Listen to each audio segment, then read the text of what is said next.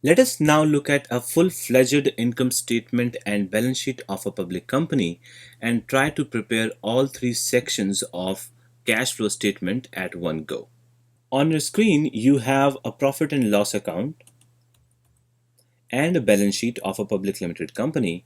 Now, we will use the same format for preparation of operating activities and investing activities and finally the financing activities. So let us begin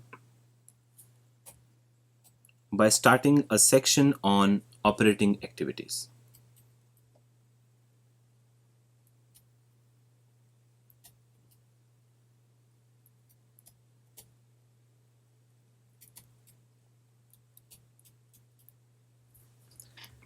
Now we'll start with the income figure, which would be taken from the balance sheet. You have profit and loss account, and we see that the profit goes up by 3,000. That means profit earned during the year is 3,000. So you have 3,000 as net profit.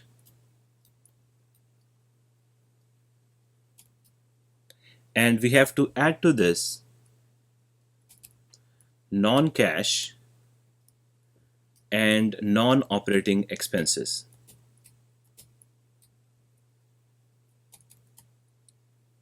Let us identify non-cash and non-operating expenses from the income statement. So we have dividend here, which is non-operating, provision for tax, which is non-cash, depreciation, which is non-cash as well.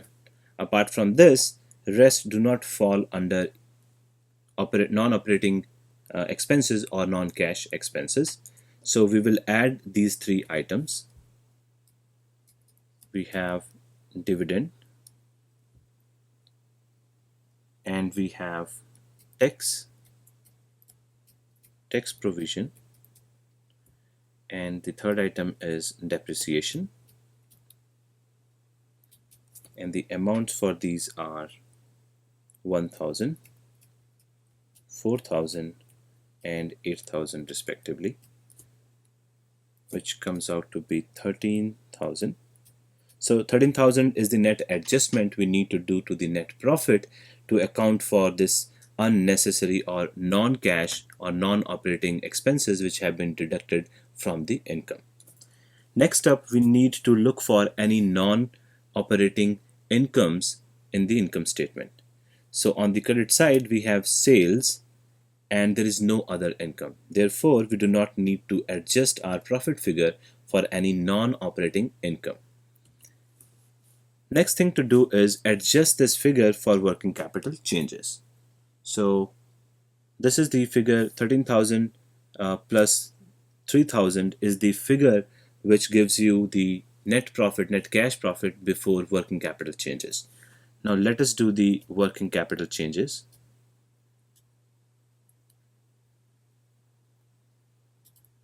So we are going to add any decrease in current assets or any increase in current liabilities,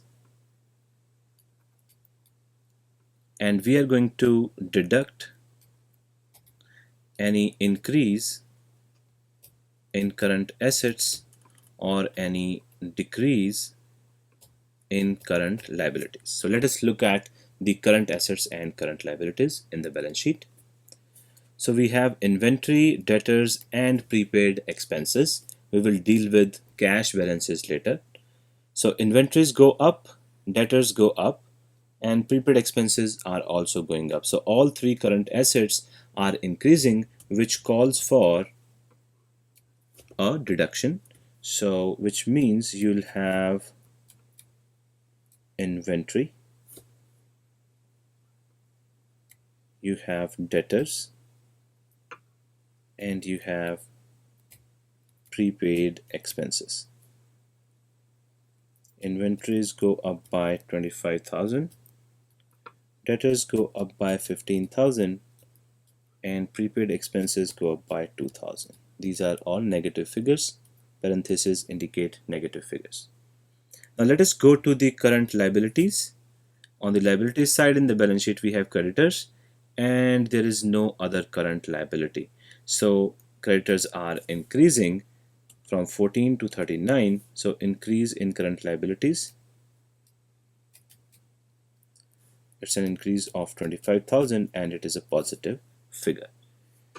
So these are all the adjustments we need to make for working capital changes. The total of this comes out to be 17,000, and this gives us the net profit. This is going to be a negative figure, and the net profit after working capital changes is negative 2,000, which means it's a loss basically. So this is net profit, and if it is in parentheses it is a loss after working capital changes. Now from this amount we need to deduct the amount of tax actually paid, and then we will have our net cash operating profit. So we need to figure out the tax paid amount. To figure out the tax amount, we need to look at what is the information that we have about tax. So look at the income statement and you have provision for tax, which is 4,000. This is the provision created. The other, we are looking for the other number, which is the tax actually paid. So if you go to the balance sheet, you have tax payable account. This is the provision for tax account, and you have been given opening and closing balances. So what we need to do here is prepare a tax payable account and accordingly find out the amount of tax actually paid. So I'm going to create a working note which is provision for tax account, and it has opening balance and it has a closing balance, and we need to find out the tax actually paid. And we know the provision for tax that was created during the year. And here let's fill in the figures now. So if you go to balance sheet, you have opening balance of 1,000 and 3,000.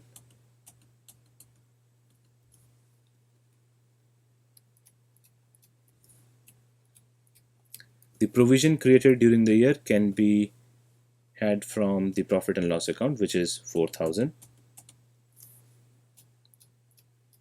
That means you paid 2,000 worth of tax during the year. This is the balancing figure we were looking for.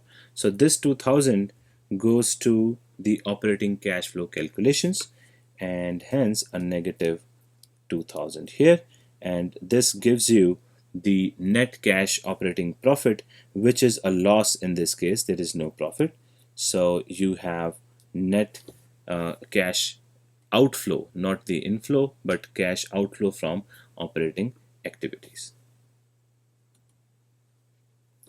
Let's prepare the second section to find out the cash flow from investing activities.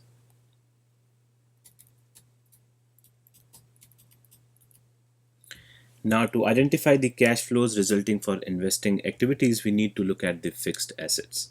So let's go to the balance sheet. We have fixed asset which are going up from 50,000 to 91,000. So we need to look at any additional information which is which relates to the fixed assets.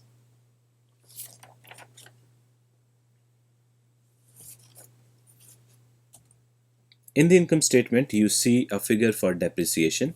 This depreciation is charged on the fixed assets. So let us create a working note for fixed assets to find out whether there was a purchase or a sale of fixed assets.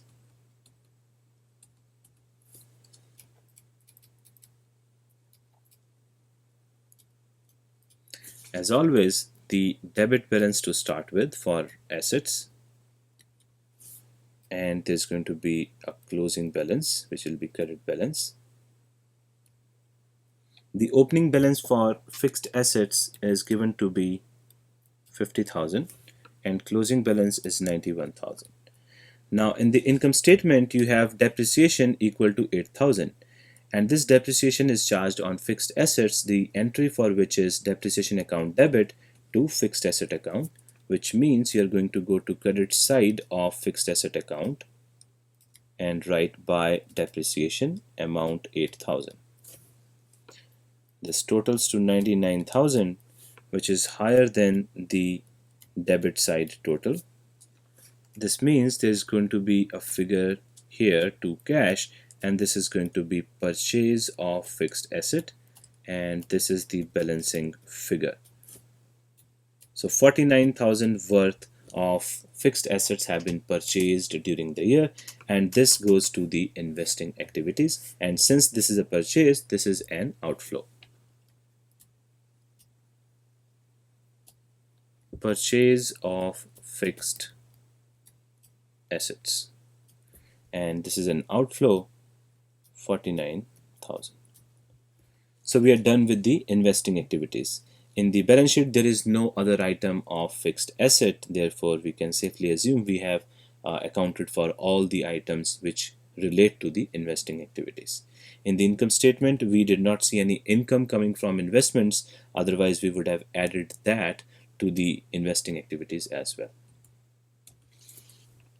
Let's prepare the last part of the cash flow statement, which is cash flows from financing activities.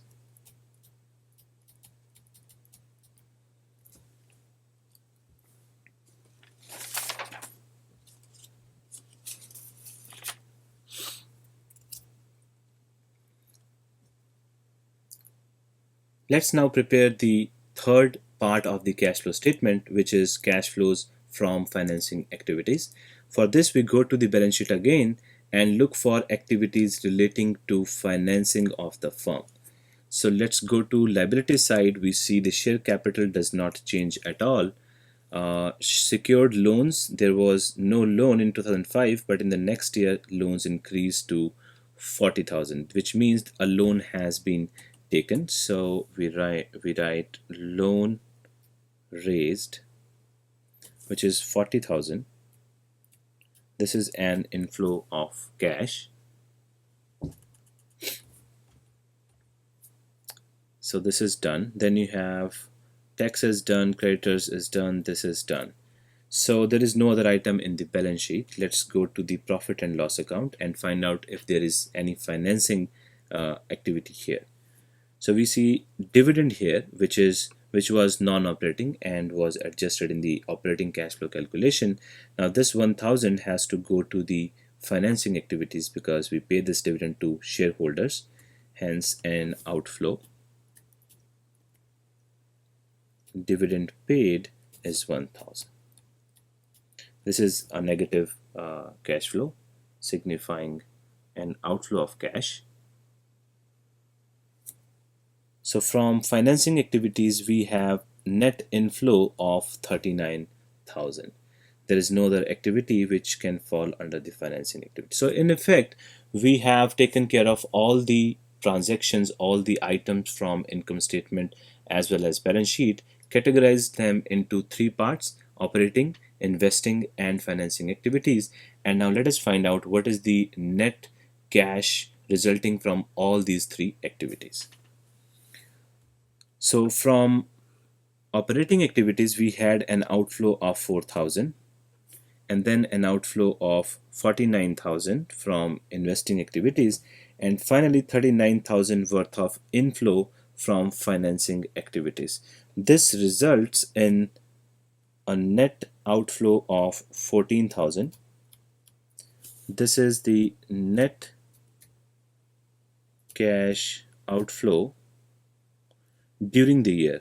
So this is going to be A plus B plus C. A represents the net cash inflow or outflow from operating activities, B represents net inflow or outflow from investing activities, and C represents the same from financing activities. Now this 14,000 here means during the year 14,000 worth of cash has gone out of the business. Now let us see whether this is true or not. How do we find out whether this figure is right? Let's go to the balance sheet. When you go to the balance sheet, you have cash equal to 20,000 in the beginning, which goes down to 7,000 at the end of the year, which means 14,000 worth of cash has gone down, which proves that our cash flow statement preparation is correct, and we have been able to explain how the changes in cash have occurred during 1 year. So to complete the cash flow statement, we are going to add the opening cash balance, which is 20,000, and we get the closing cash balance,